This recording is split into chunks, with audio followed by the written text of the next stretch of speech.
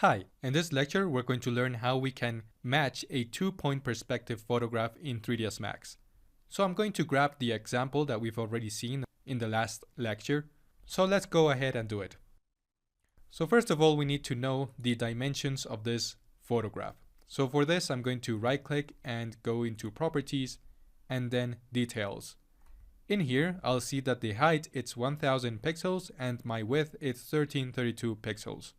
So let's keep that in mind because we're going to be typing in those exact values in 3ds Max. So once here in 3ds Max, the only thing that we need to do is just to drag and drop our photograph to this viewport. So let's go ahead and do that. Just click and drag it like so. And I'm going to want this image as a viewport background, not as an environment map, because we're not actually working with HDRIs. It's not a 360 image, it's only a 2D image. So let's uncheck this box and let's just stay with the viewport background. Okay, now let's go inside this viewport.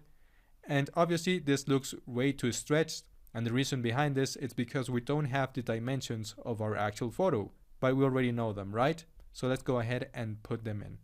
Let's go to render setup, and inside the common tab down here, we're going to be replacing the HDTV output size with a custom one. So in height, if you remember correctly, we have 1000 pixels, and in our width, it's 1332. Let's close this. And now to bring those values in, I only need to press my Shift key plus my F key, like so.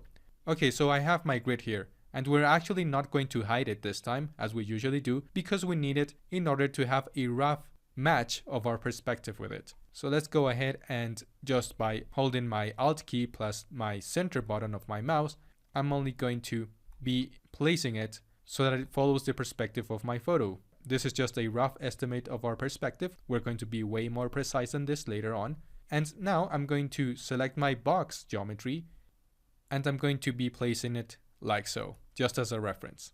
Okay, now that we've done that, we need to bring in a Corona camera. So in our left side, we can see that we have the option create Corona camera from view. So we're going to be using this instead of our usual create Corona camera from scratch. So let's just place one. And if I go into another viewport, you can see that I've created a camera from our view. Okay, let's go back. And now how can we match exactly this perspective? So for instance, if I just place a box over here, you can see that it's not actually following the perspective, because it's not really following the tiling from our floor here. So let's go ahead and start this perspective match. So we need to go over here to utilities, and in here we see the perspective match option. So let's click on it. We can't actually see the vanishing lines, so let's show them. And it's going to tell us that the target cameras are not supported by the perspective match option. So what we need to do is to go inside of our camera. So for this, in our top left side, I'm going to press in our Corona camera and select camera. Okay, all of these options will appear. We already know that. And we're going to unselect the targeted option. So uncheck it. And now let's go back to our utilities and let's show the vanishing lines now. Okay, great. So now everything is working. Now our second step within this perspective match tools is that we need the anchor point to be present. That's why we've created this box here, just to use it as a reference for our anchor point. Let's just pick it and select the box. Okay, so now we need to use these vanishing lines in order to match our perspective. So how does this work? In our bottom left side, we can see that the x-axis it's in red color. So this means that our red vanishing lines are in their x-axis and it's going this way. So we need to find an edge which is also in this x-axis, for instance here, or we could even use our tilings to match this perspective. So if I start to move this vanishing line, you can see that all of my grid is also moving with my box here, because we're actually changing the perspective from this specific view. So if I take this vanishing line, now that I've aligned it with this specific tiling here, and take it to another place, let's say this chairs here, I'm going to see that it's not actually that well matched, because I need to obviously start matching all of my lines here. So I'm just going to drag it down a little bit to match it with my seat. And I'm going to start playing with the rest of them. So I'm also going to be referring to these window frames. So I'm going to pick this control point here. And now with this one over here, we know that this one, it's in the y-axis. So I'm going to be using some kind of reference in this side.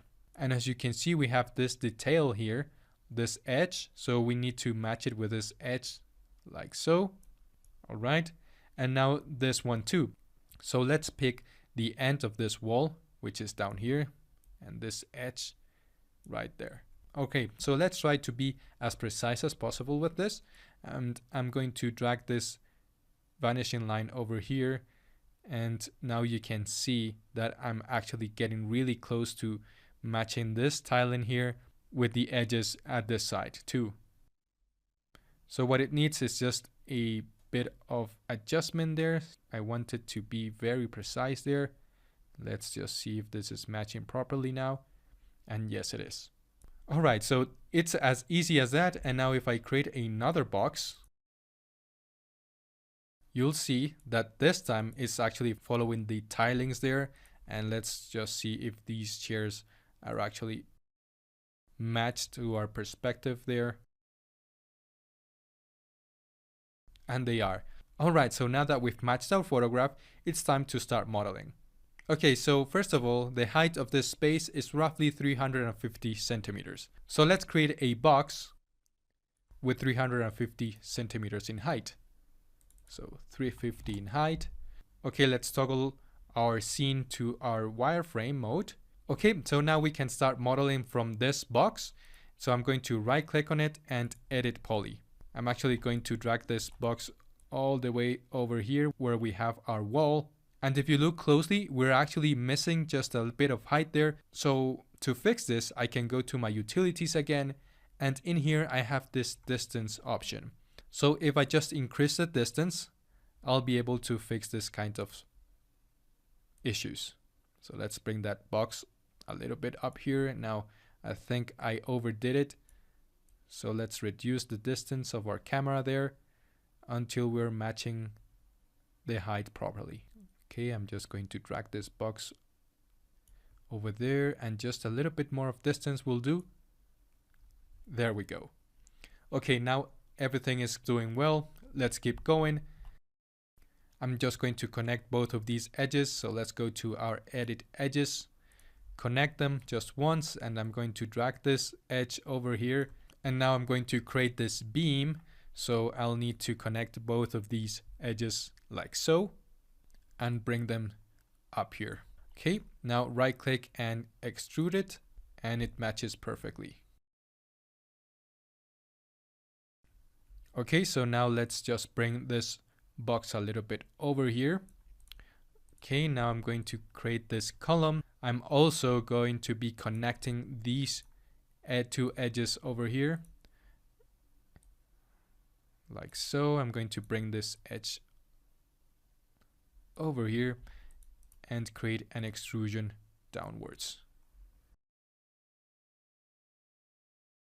Now I can fix the proportion of this column if I just pick these control points.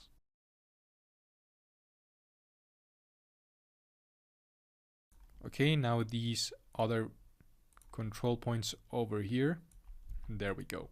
Now one thing that we're missing is that we need to fix this vertical line. So let's go inside our Corona camera by going into select camera. Now let's go all the way down here to tilt and shift, and let's turn on the automatic vertical tilt. All right, so now let's go ahead and model this window. And this is a bit too thick, so I'm going to go ahead into another perspective, go into my left side, pick these control points, and go back to my viewport. Now I'm going to just drag them in my y-axis just to match the thickness from there. Okay, this is looking good. And let's just model this bottom part here. So connect both of these just by one edge will be fine. Let's drag it all the way down here and extrude it. Doesn't have to be that much. Okay, so in here now we need to extrude this other side. So I'm going to go to this viewport, right click and extrude it. And let's go back to our viewport, and I'm going to just extrude it until we meet this seat here. There we go. Okay, so the windows are actually at the back of all of this column and beams. So we can actually create another box at the back. So let's go to this viewport and we're going to be creating a box at the back over here. So let's go inside our viewport again and let's try to match it with the edge of this window here. So right click and convert to edit poly, and now we need to edit the thickness of this. So let's go and do that. It was actually pretty good. So now the next step is to just connect these two edges over here like so. And now connect them. And we have 1, 2, 3, and 4 different edges. So I'm going to go ahead and do that. I'm going to bring this edge over here just to match it with my window frame. This one all the way up here. Now this one, and finally the top one, which is all the way up here, like so. Now for the vertical edges, I'll be selecting them like so and connecting them. So we have quite a few, 1, 2, 3, 4, 5, 6, 7, and 8. Okay, 8 visible window frames. And again, we need to match these edges. So I'm going to bring them over here while double clicking on them. So we loop them.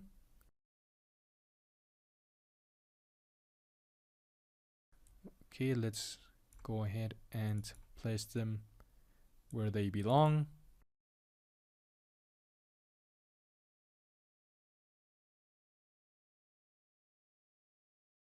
Okay, and here are the last two actually.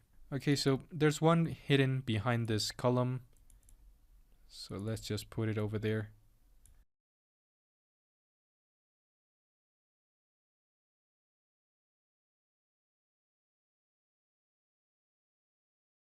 Okay, now we can just select all of the edges and create the shape from selection. We're going to be needing a linear one. And now with all of them selected, I can just delete all of my box there and going into my rendering, enable in renderer and enable in viewport, go to my rectangle selection, and we'll have something like so. Okay, so we actually don't need the back ones. So let's go ahead and select the edges and delete the ones that are at the back here. Okay, let's just stay with these ones. And let's give them a little bit more of width, so 5 centimeters, or actually let's go for 6 centimeters by 6 centimeters. All right, now we only need to add a ceiling to this. So with our box, I'm going to enable my auto grid and create my ceiling like so. Now let's create this furniture here and let's turn it into an edit poly. And actually let's go to another viewport and I can delete this polygon here. I'm going to pick the border, and with my shift key I'm going to keep on modifying it. Okay, so we have something around there. So notice that I'm actually working in both viewports to be a bit more precise with this. Okay, now for the detail down here, I can select all of it and go to my edit geometry, slice plane, and just slice it there. I'm going to pick all of the polygons at the bottom and extrude them inwards. I want to extrude them by local normal. And there we go. Oops, okay, let's do that again. Extrude them by local normal, and there. Let's change this to a clay mode. And now what we need to do is to create the floor down here. And I can do this only by using a plane.